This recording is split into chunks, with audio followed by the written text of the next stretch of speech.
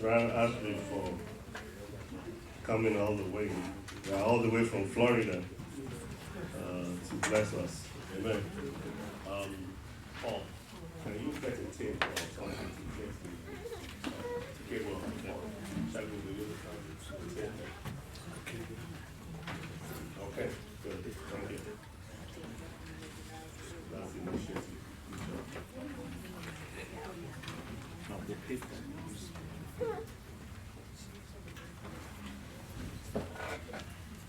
Dr. Tusoni mentioned something that I want to re-emphasize, and that is your story. You cannot truly lead others and lead them in a way that they truly follow you if they don't know your story. And your story would have to come even from the story of the Lord Jesus Christ and the impact that He has made upon your life. For those of you who are in Harrisburg or who have been in Harrisburg in the past, you see me tell a lot of stories. And I'm telling stories based on my own life experiences. And all the challenges, all the issues, having been a security guard and speaking faith, even in that place, and saying, Lord, there are some people who have names on the doors in those offices that I was the security guard in, and I'll be going at 1 a.m.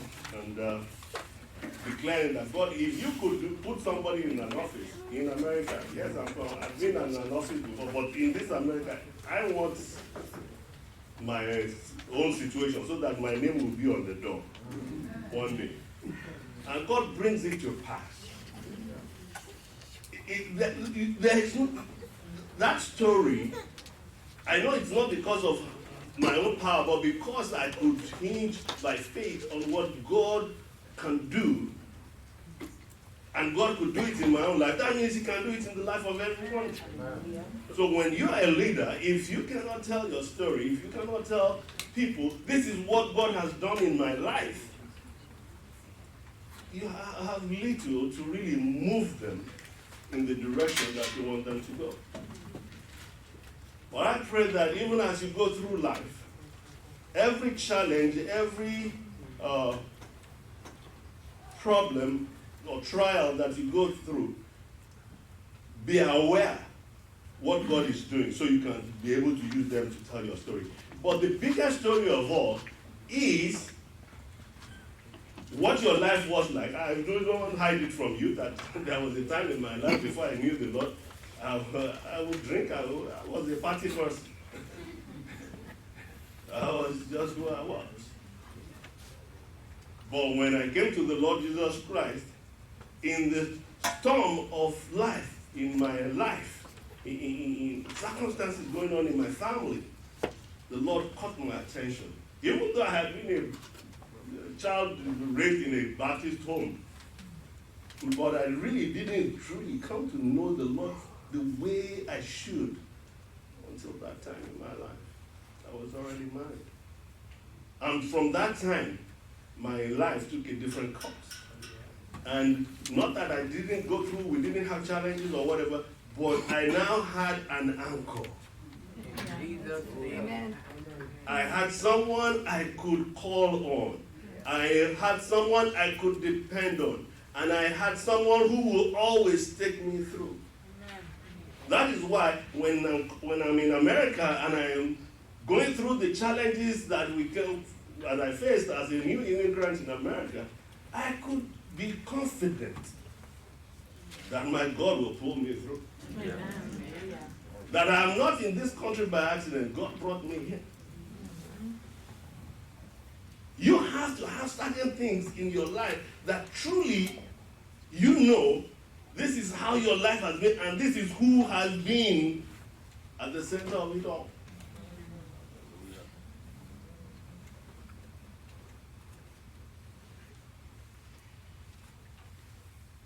And that is why when you know what your story is, you know who has been at the center of it, when you are going to do whatever it is that you are going to do, your motive Everything about your past will affect your motive. And that is why when I tell people, I say, being in business for us as a family is not because I want to make money. I've seen money, believe me, before I came to America.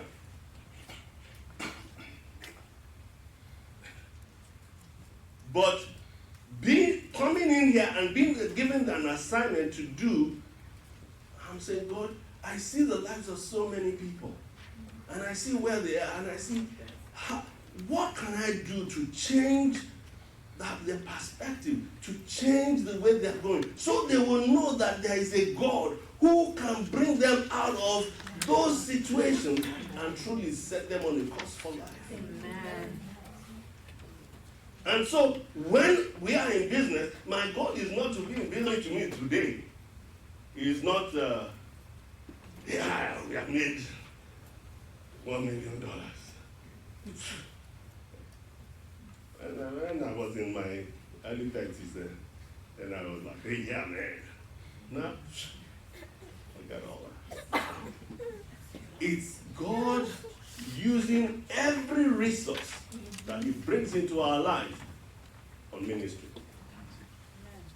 Because, you see, what will last is what you use the resources that God brings your way to be able to accomplish in the kingdom.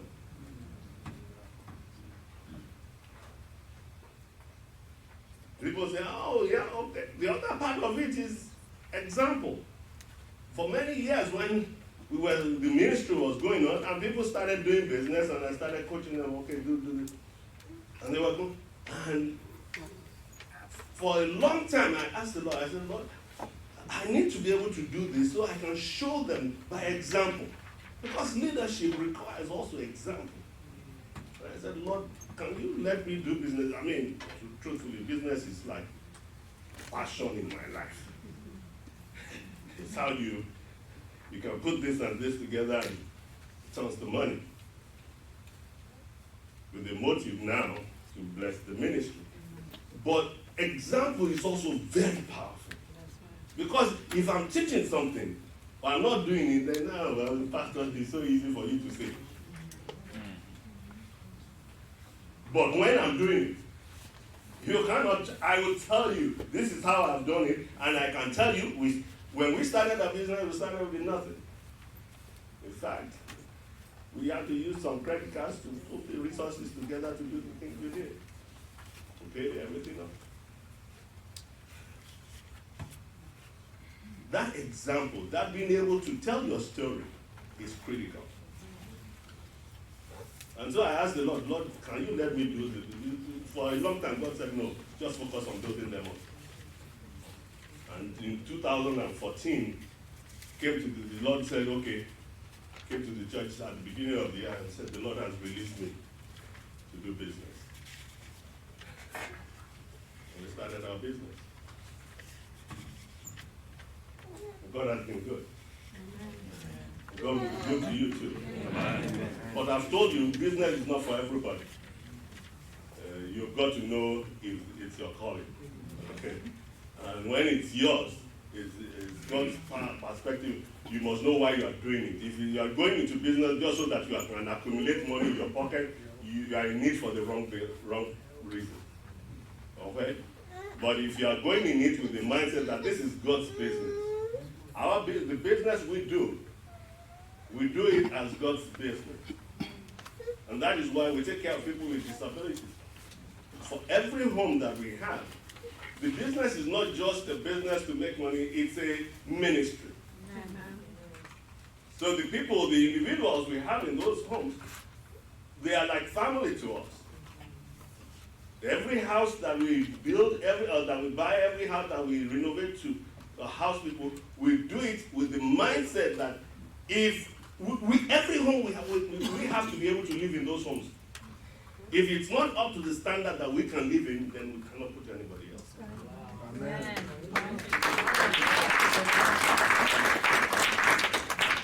Because it's ministry. Love your neighbor as yourself. And you have to be able to think to that point where you say, you know what? It is just by God's grace that you are not the one in that situation. Amen. And if you were in that situation, how would you want to be treated? Amen. So in business, there is also, you don't just say, yes, for me to make every penny. No. I could make houses, we could renovate houses and just do the minimum and leave it like that. And we will still pass inspection. But is that what God has called you to? So if you're going to have to spend more so that you can have places where people can really be comfortable and be able to say, this is our home, what are you going to do with that extra money? So that you can just have extra money to cushion yourself and travel. I'm not saying don't travel, but take care of God's business first. Take care of the people of God first. Amen? Amen. All right. So, for me in business, and I've told this story before, I went to business school. After my first degree, I did an MBA. All that I learned in my first degree in finance and in my MBA, there were concepts and principles that this is how you do certain things to make things work.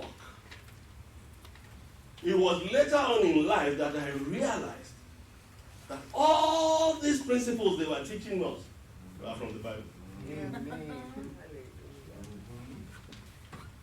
Every single one of them. So I was telling myself, why did I go and spend money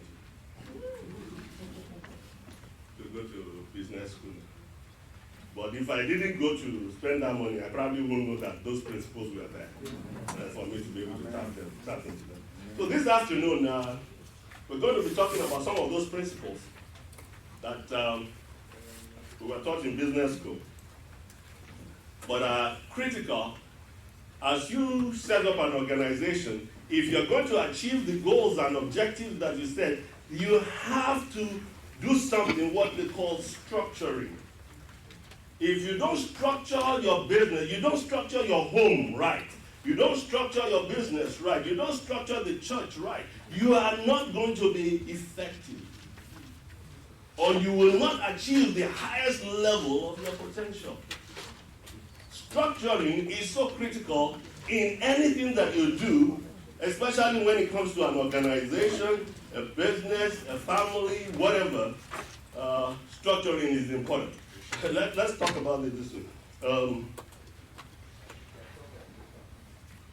I always tell people, when you have a house that you design a house that you're going to move into, all right, you want to build a house. When you do the design, are you going to put the kitchen at the entrance? So when people come into your house, the first place they come into is your kitchen, or through the bathroom.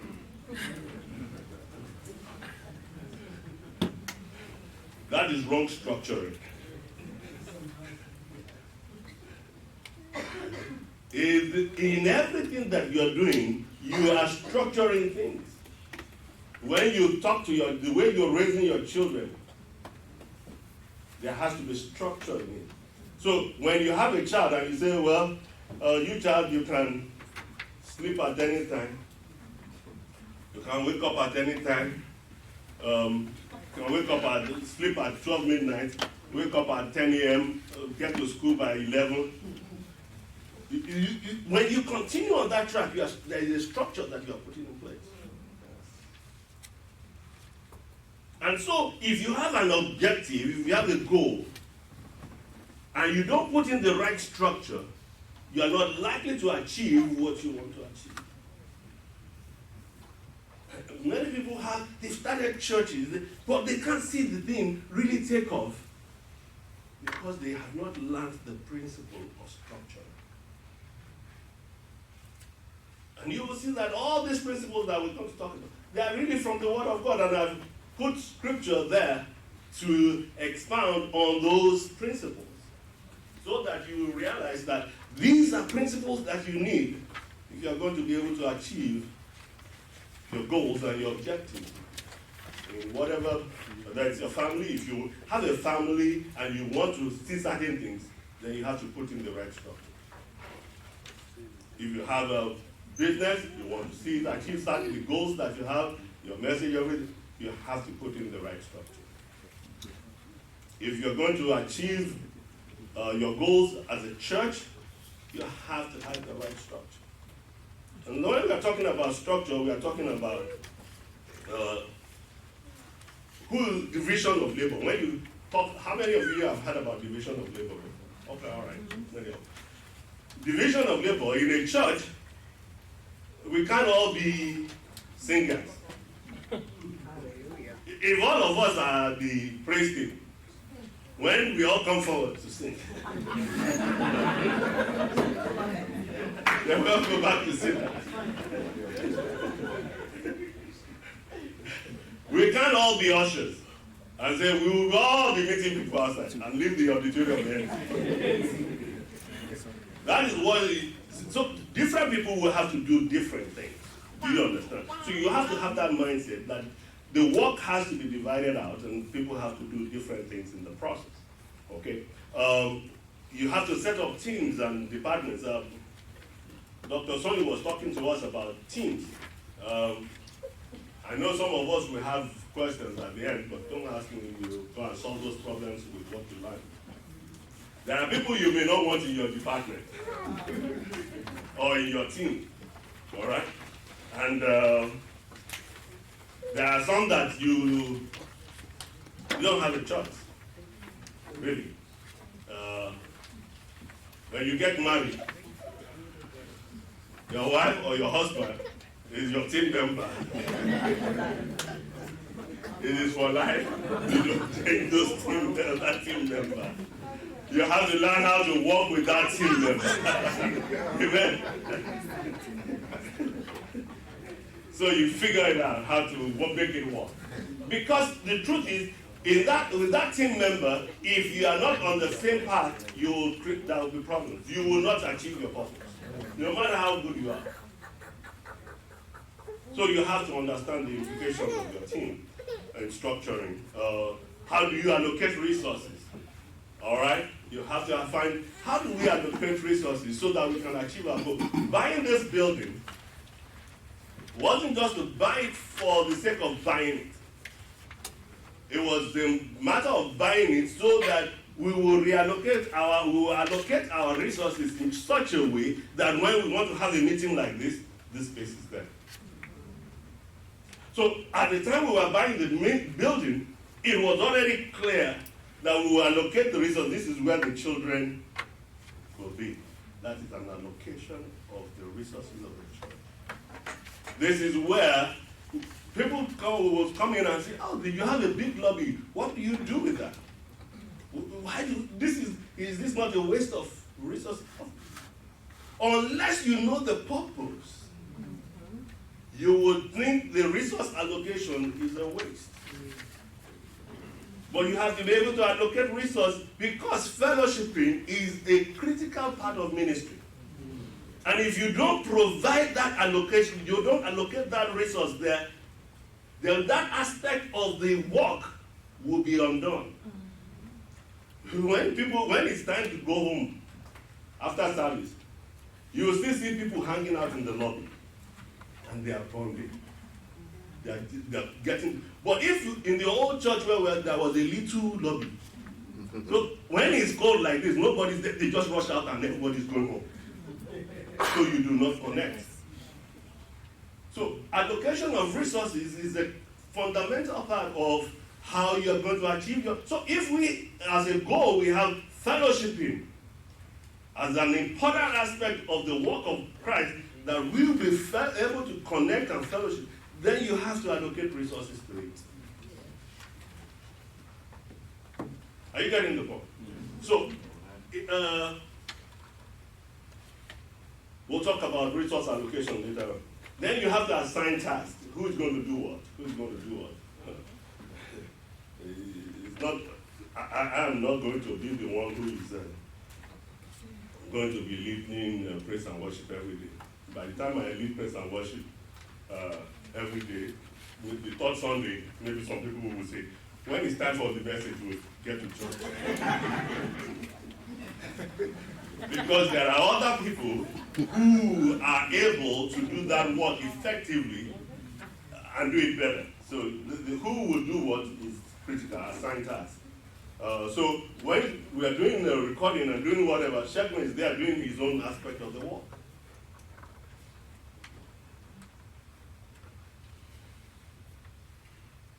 And you have to have established policies and procedures. This is how we're going to do things.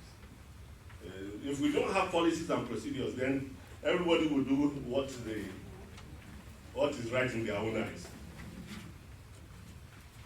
So, you remember when we were starting this class, what did I do? I was telling you, in this class, you need to be in class by 9:30. If you are in class by 9:45, 3 times, you are out of the program. That is putting in the policy and the procedure. But it also helps in the structure. Do you see the point? Because if those policies are not there, the structure will fall apart. Then everybody can just come in at their own time. So part of that building is such that you must have policies and procedures in life. Whether you are the pastor in your department, if you don't have policies and procedures, when you say to your praise team group, when you are coming, do not come in to sing in front of the church with your cleavage all out. No, seriously. There has to be policies and procedures.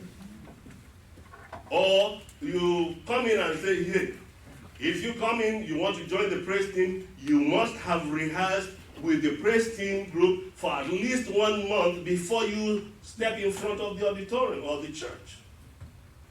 If you don't have that policy, somebody just comes in, you know I'm the best singer in town, so give him the mic. Policies and procedures are important for the structure. Because if that structure is not in place, it will damage our ability to achieve the goals and objectives of the organization. Are you getting the point? So, if you are head of department in any of your churches, make sure, if you don't have policies in place, write them down. Put them, gather your people, and tell them this is from now on, this is how we operate. Okay? So nobody can come and say you are being preferential. Okay? Good. The other one is adjust to new realities. That technology is changing everything. And so you have to adjust to certain new realities in how you're going to achieve your goals. So when we want to, in the past, all our tithes and offerings were just checks and cash. But today, you can go on online and you can do and you can make your payments. That's part of the structuring. You have to adjust to new realities to be able to achieve your goals. But there are 14 principles of management that really aid structuring. These 14 principles are by a guy called Henry Fayol. Fayol, I don't know whether. Those of you who speak French, I think you'll be able to pronounce it. Henry Fayol. Henry Fayol. You know, it's like what was it that they were there?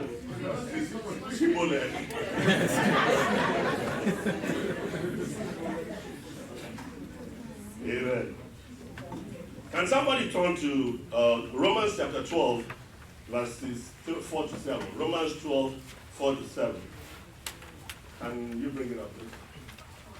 Okay. Why is it in the left hand corner? Okay, all right.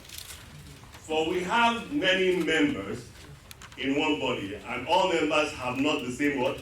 Office. Go on. So we being many are one body in Christ, and every one members and every one members one of another. Okay? Having the gifts differing according to the grace that is given to us. Whether prophecy, let us prophesy according to the proportion of faith. Or ministry, let us wait on our ministry, or he that teacheth on teaching. Is that it? Okay. 47. Okay. What this is showing you is division of labor. That means everybody has different abilities and skills. So the key to division of labor is let each group do their own portion of work that needs to be done. If the children's teachers refuse to go and teach children,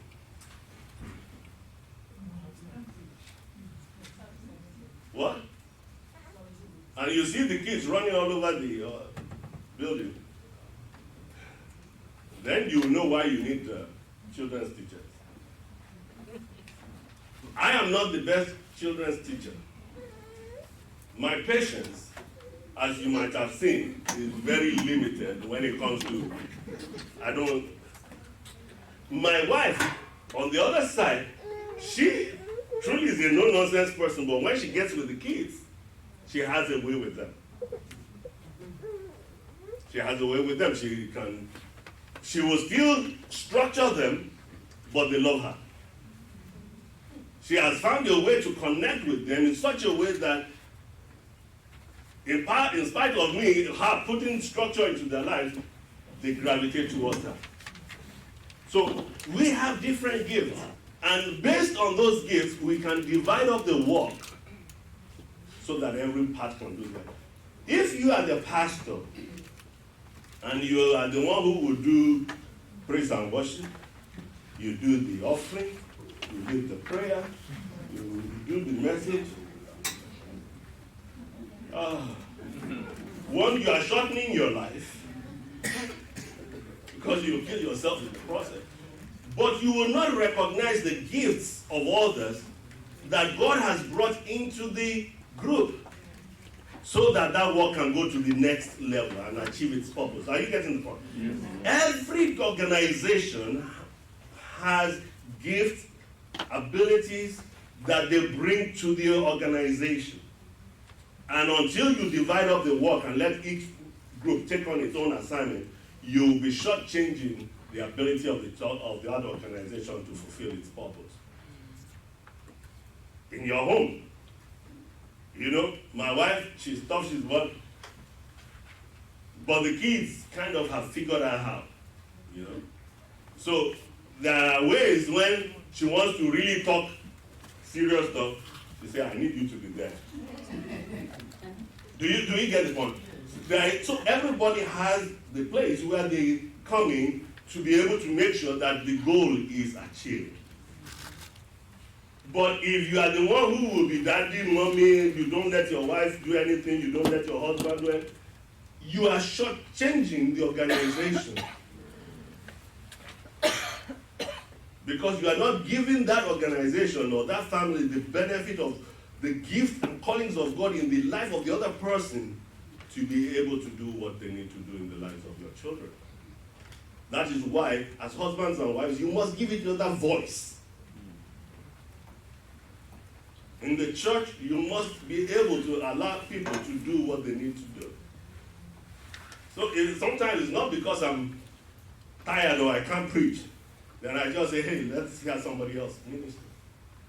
Because that gift is also required in the body. Amen? Amen. Okay, all right. I will ask you to read the other passages. They are long, but they are instructive on what you need to do.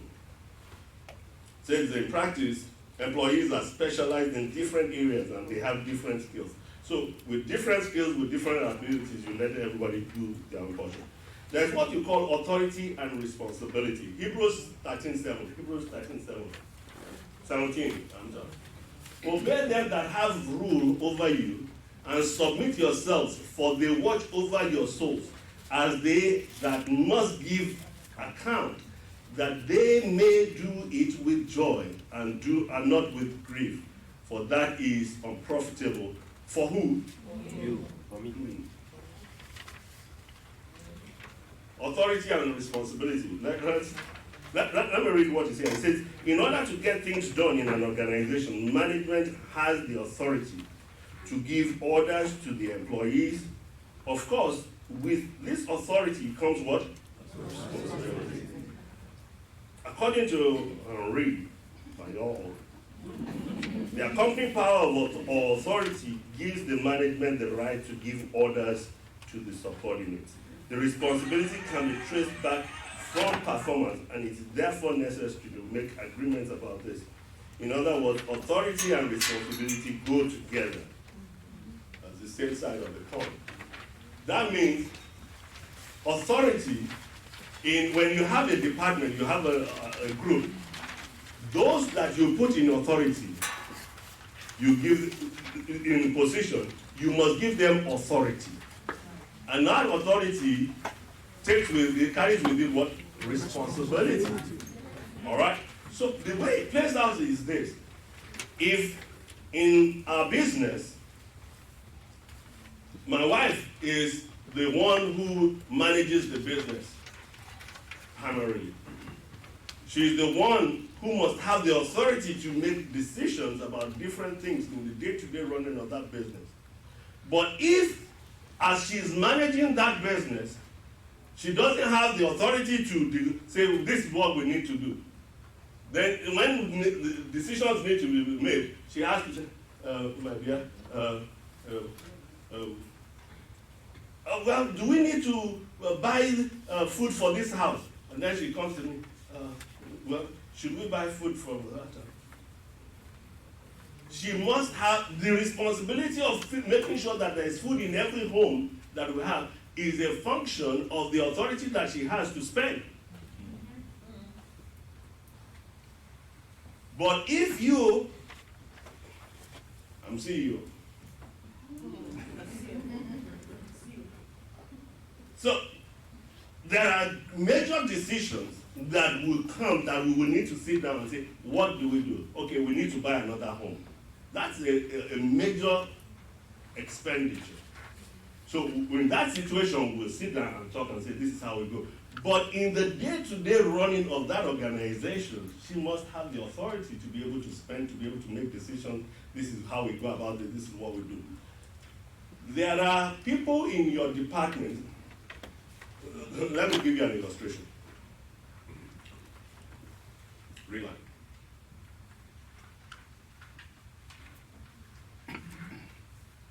In a group in church, the head of department tells one of the individuals, you cannot serve in the ministry for the next 1 month because this is what you have done.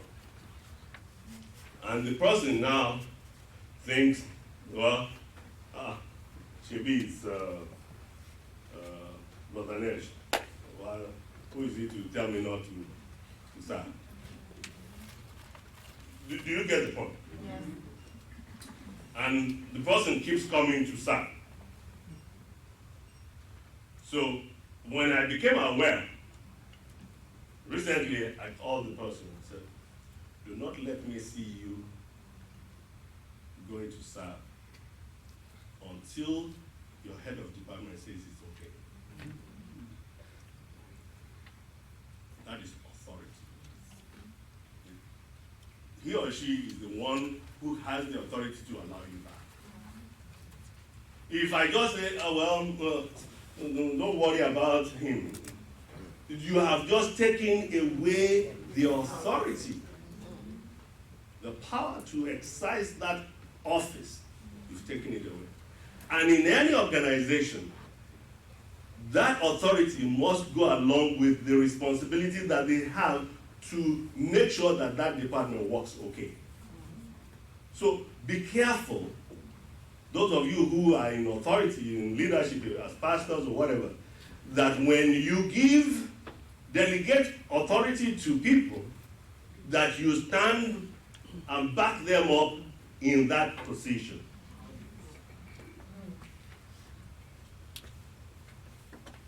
Even if the person says, I don't want to, and they say, I'm leaving church, let them go. Because that's the person who is not going to be submissive to authority. And they will become a cancer in the church.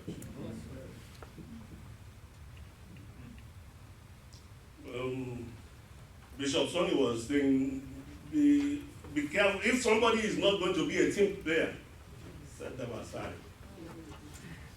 And it's not everybody that has to be in your team.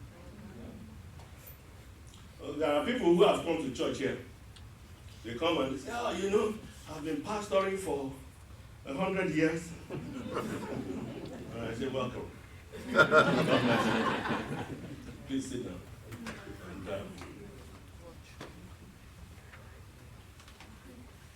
And I'm observing. I'm watching. I give them some instruction. I see whether they follow through. And if I see that they are not, you see that intuition, you can pick things from people. And then you say, there are people who have, right from the moment I saw how they are, I said, this one will never be in front of the church. As simple as that. They cannot stand before the people.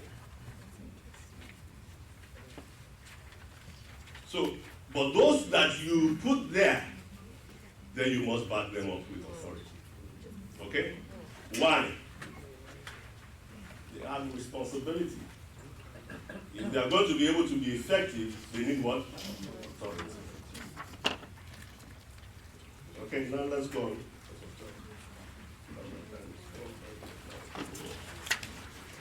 All right. Discipline. Romans, let's do Colossians 3:23. Colossians 3:23.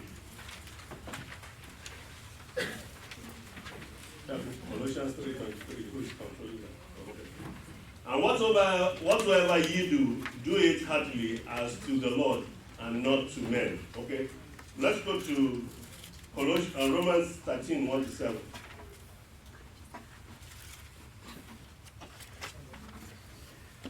Let every soul be subject unto the higher powers, for there is no power but of God. The powers that be are ordained of God. Discipline is critical in any organization. And if somebody is not going to be submissive, to be disciplined, to be able to follow instructions, they don't need to be in that organization. If they think they know better, if they think that what they know is better than what you do, then they need to go to another place where they will operate that.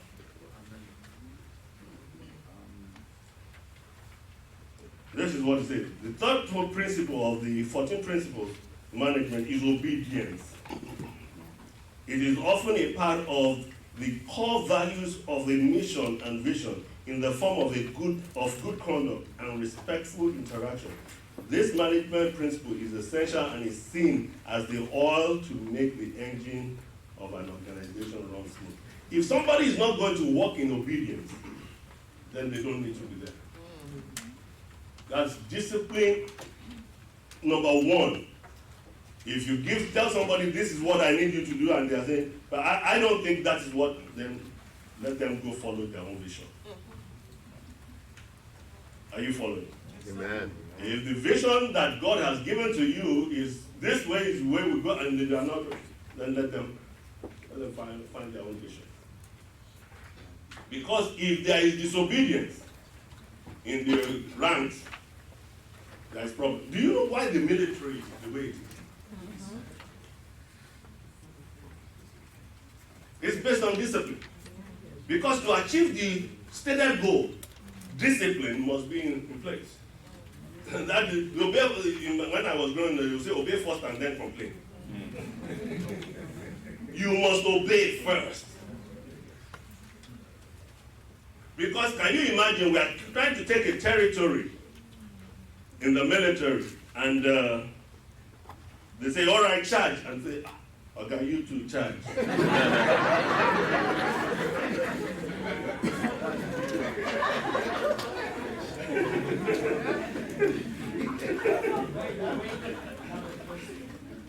That organization is not going to work. But the truth is, you as the leader, when you tell somebody go this way, it's because God has given you a vision and an assignment. This is how things need to be done. And so those who are following you, they must be ready to follow in obedience. Now, ministry is not, especially when you are talking ministry, it is not like every secular organization. Obedience is fundamental. Obedience is the oil of discipline. Amen. When you tell your child, go clean your room, and the child says, I don't feel like it. Or go clean the living room. This is not the time I want to clean the living room. And you are going to have guests in the next 30 minutes. When there's a failure of that authority, then when people come, they're going to see the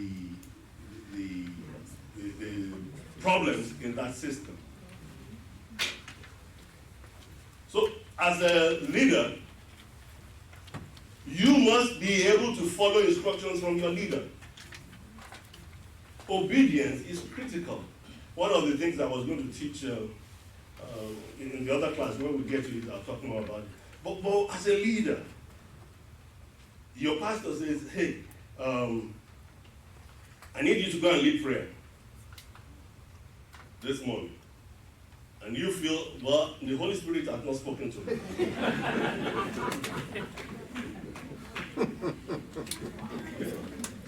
All sorts of funny stuff. I brought that example for you to understand when there is disobedience. But when your pastor is saying you need to be paying your tithes, and say, well, this is between me and God.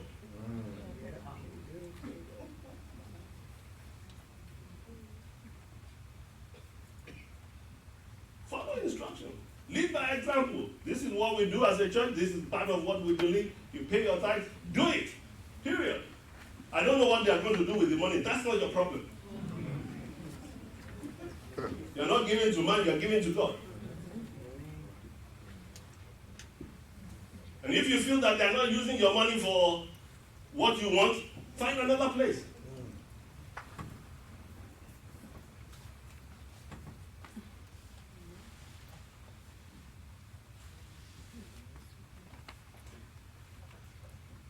It's hard, coach. But disobedience is as the sin of what?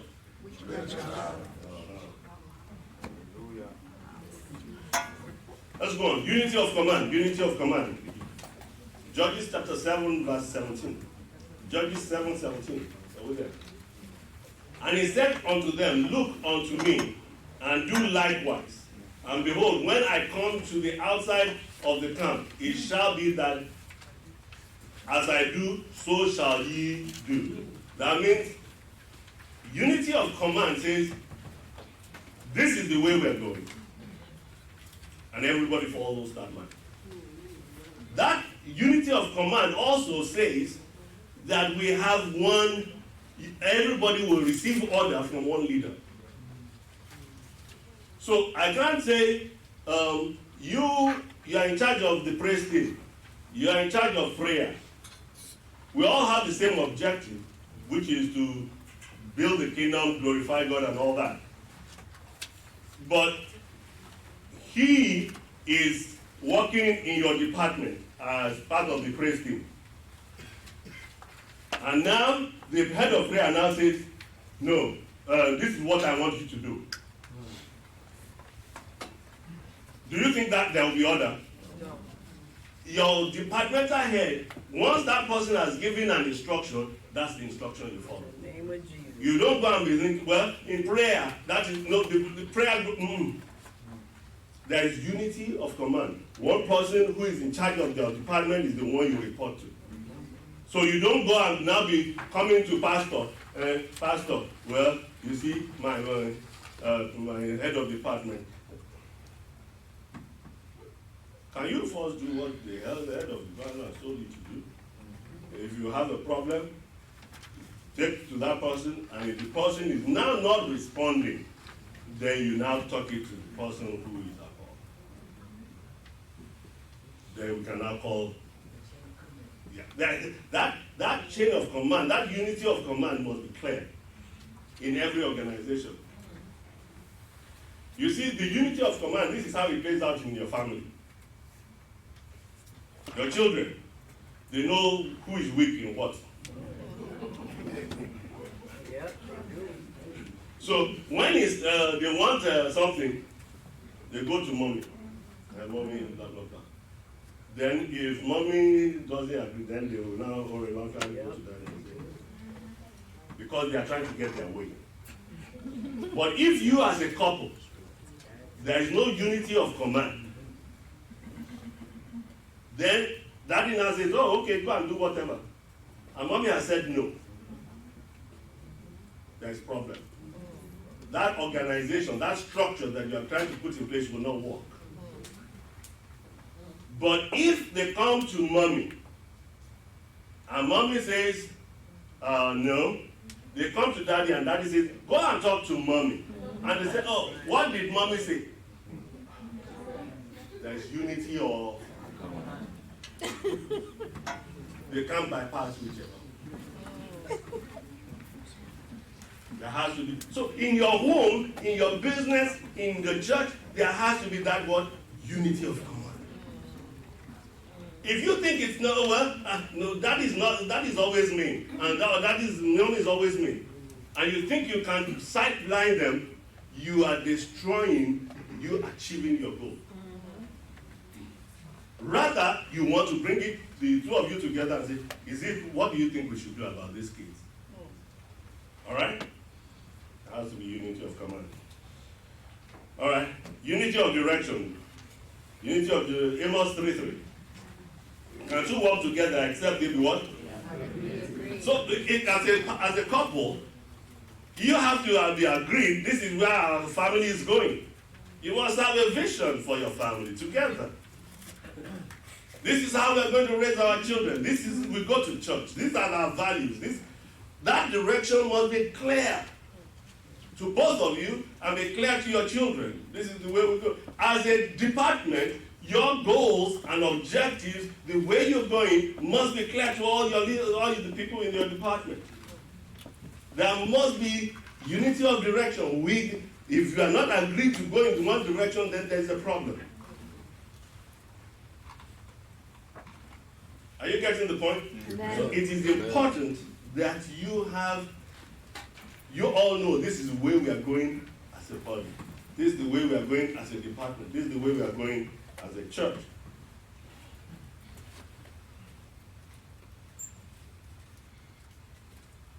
Subordination of individual interest. Subordination of individual interest. Philippians 2:4. Philippians 2:4. Look not every man on his own things, but every man also on the things of others. That means don't be concerned about your own interest. Don't. If you do not subordinate your interest, and this is a big problem in families, between spouses. I want my way. You want your way. And we can't come together to say, you know what, I will subordinate what I want. I will compromise so that we can be in agreement. That the more important interest is the success of this marriage. The more important interest is the success of this family. The more important interest is the success of this church. So if people do not understand that they need to subordinate their own interest. Oh, I like playing the keyboard. I like doing this. Yeah, you might like it, but this is where there is need right now. We need somebody to help in the children's department and sweep the place. You subordinate your own interest for the good of the organization. If you are not ready to do that, you are not a real leader. Because it's not about what you want. It's not about your own interest. It's not about you just showing up. Yeah, I'm the best singer. If they don't show me, if I'm not the one leading praise every day, then we can't have praise and worship. No, can you sit down for a little bit? And let's build up other people.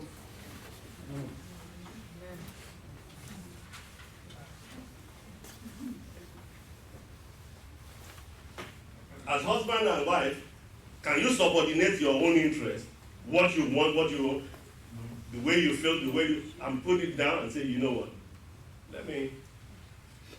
let my spouse have his or her way.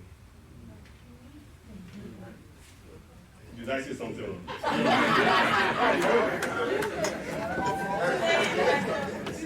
should go on. Okay, I'm flowing with the young people here. But the truth of it is,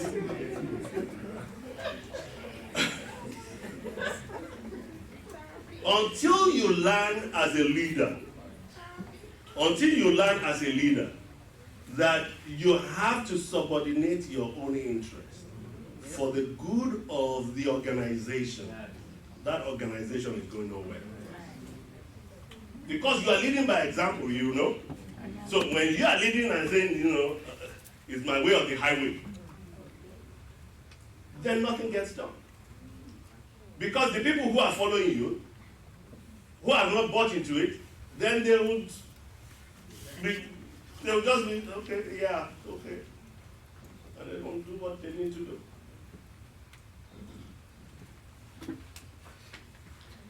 First Corinthians 10:24. First Corinthians 10:24. Let no man seek his own. But every man another's what? Wealth. As a leader, this must be front and center in your heart. Ephesians 4:2-3. Ephesians 4:2-3. With all lowliness and meekness, with long suffering, forbearing one another in love. That means humility is required.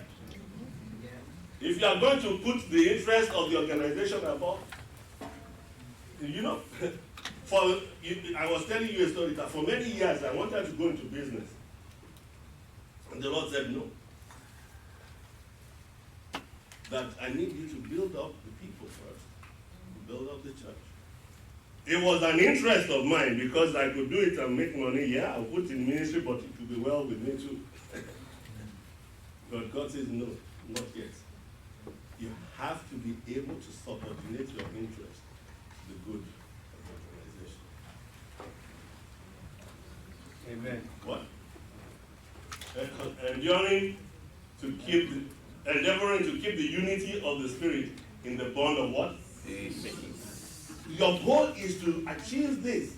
So when you are upset with your spouse, when you are upset with your children, sometimes you just have to let things go. Why? To keep what? And also in the bond of peace.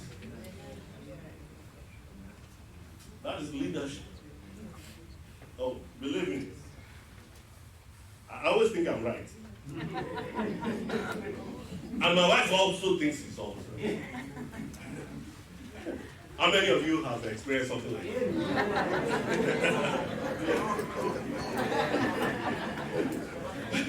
But we have to what? Subordinate what we want for the good of the family. For the good of the family. And for the sake of what? Peace. For the sake of peace. All right, let's go. Because of time, I will let you read on remuneration. Degree of centralization. Scale action.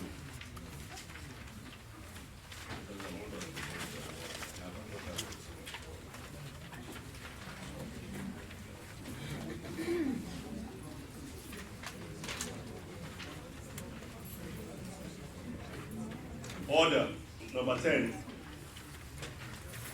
1 Corinthians.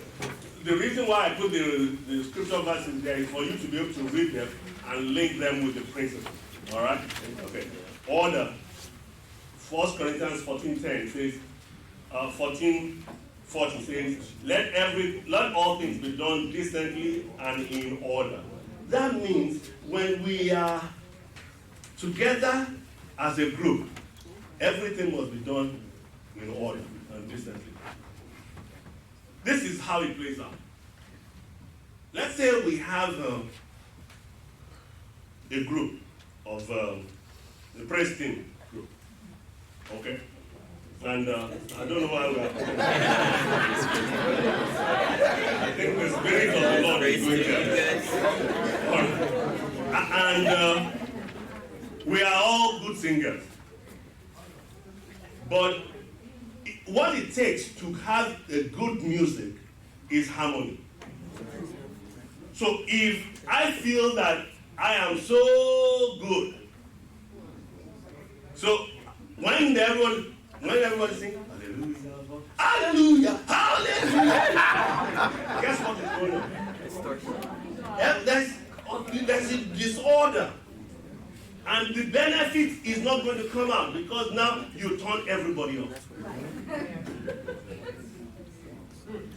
So it's not order and decent, things done differently is critical. Especially when you are in corporate worship. When you are in corporate setting. And one person cannot choose to just do their own thing. That is order. When you are by yourself and doing your own thing, hey, have a ball. Feel free. That's right. But when you are in corporate settings, no one person just does whatever they choose to. That's order. Equity says everybody should be treated well. Stability of tenure, that means people must be able to stay in a place and really build it up and become a good part of it to move on to another place. Because if you just bring in people every other day, then there is no continuity in the way things are done. Do you get the point? Initiative. You must allow people to have initiative. You must allow people to have initiative. They must be able to contribute and think outside of the box. So when something is happening, don't just think, oh, well, this is how we have been doing it for 100 years. And that's how we are going to always be doing it. No. People have to be able to bring in new ideas. And then you say, okay, how does it? If it does not compromise the theology of the word, then you do it. That's why new things can be done. Amen? The last one, which is Espirito call. Hebrews 10, 24 and 25. Hebrews 10, 24 and 25. How do they say that? Did I say it? Espirito.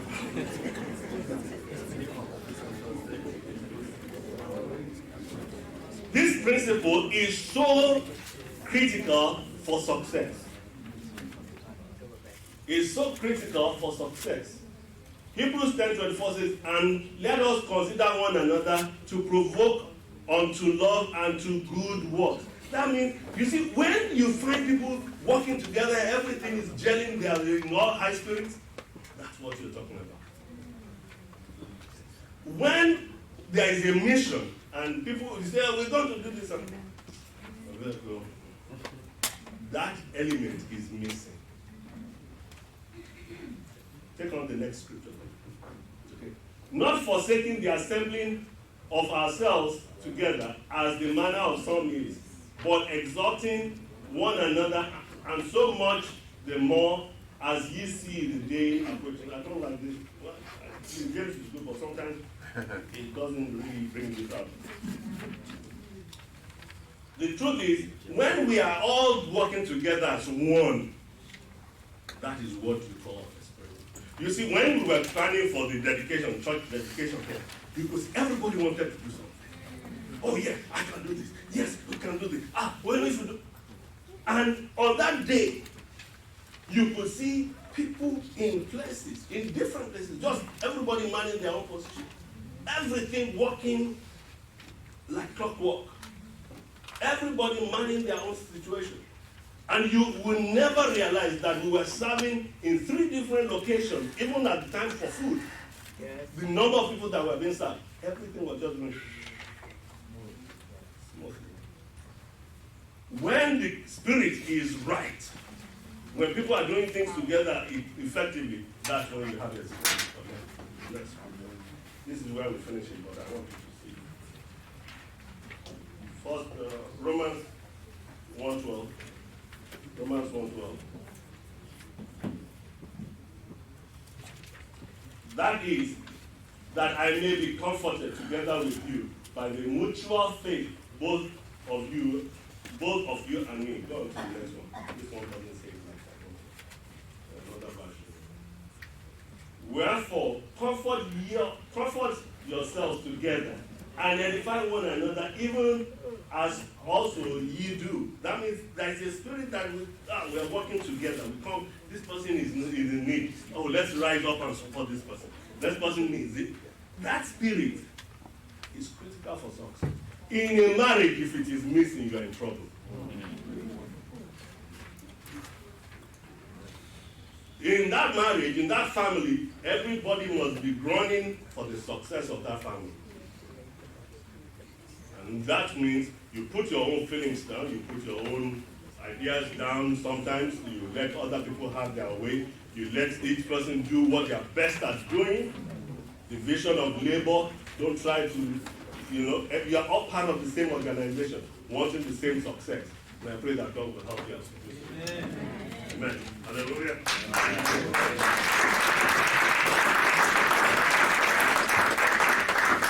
I mean, we will learn something this afternoon. All these principles that we have learned today, they will mean nothing if you don't apply them.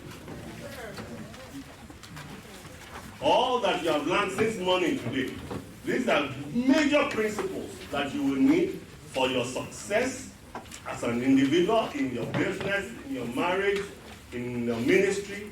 I pray that you learn them well and apply them, and it will be well with you. All right, please, those, Taffy, any assignments? No, whatever. Oh, okay. What?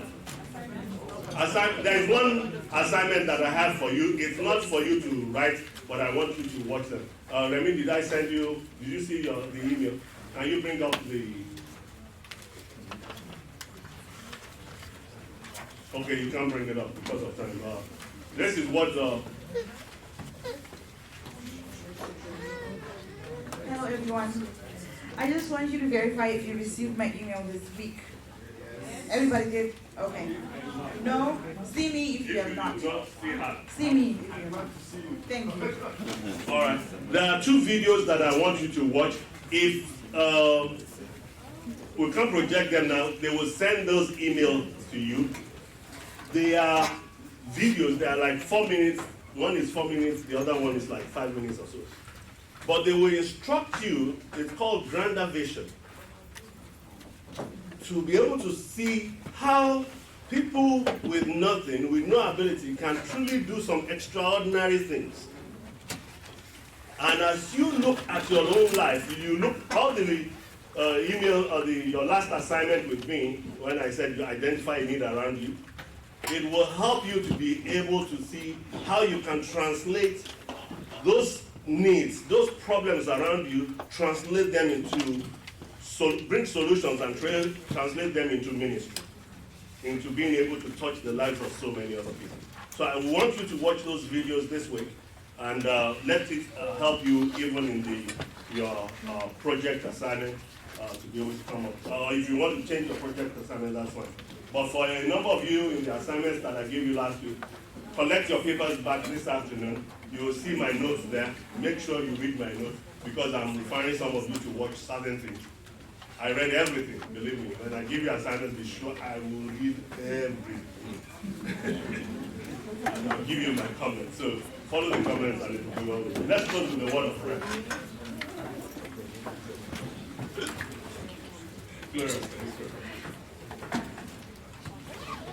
Father God in heaven, thank you for this time that you give us today. Lord, I just pray that you help us to put it into practice. That this is not just going to be another training where we just know we did it and we put in the time. Because truly, if we don't put it into practice, it will amount to nothing. We want to change, O Lord. We want, help us that this will be impactful in our lives, that we truly will go to the next level. In Jesus' name I pray. Amen. Thank you all. God bless you. We thank all those we want to thank our brothers and sisters from Wellington. The Lord will take you back home in Jesus' name.